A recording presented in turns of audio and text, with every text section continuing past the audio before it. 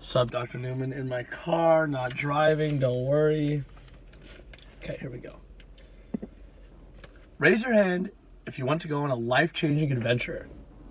I was fortunately blessed and able to go on a life-changing adventure to Indonesia.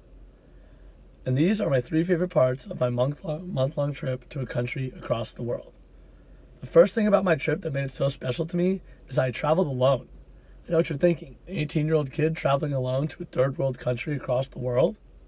I got some pretty cool parents. Traveling alone helped me learn a lot about myself. The world becomes a completely different place. You have way more responsibility when you're alone. Normal things that you would, never think about, like, when's my flight?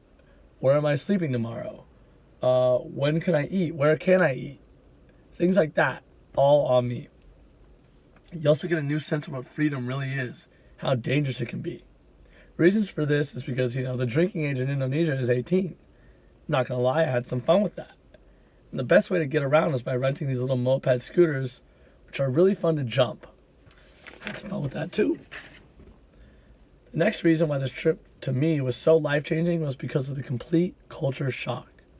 When I was on my way to Indonesia, I had a layover in a city called Xiamen in China, which was a smaller city in China that's definitely not used to tourists.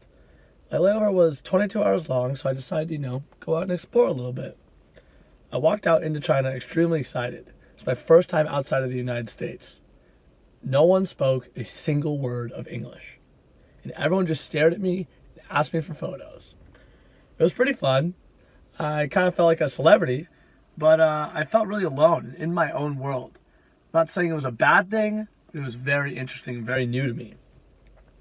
Once I got to Indonesia, the culture shock was completely different. People spoke English, but there was no rules or regulation when it came to driving. People were driving like crazy. And to this day, I still don't know if there's any rules or regulations. I didn't see one police officer the entire time I was there.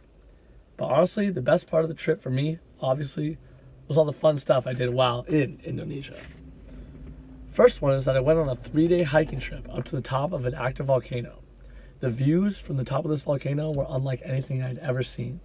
When the night sky fell, it lit up like a planetarium. It made the 3 days of hiking all worth it. Next were the Buddhist temples that I got to hang out in and learn more about the Buddhist religion.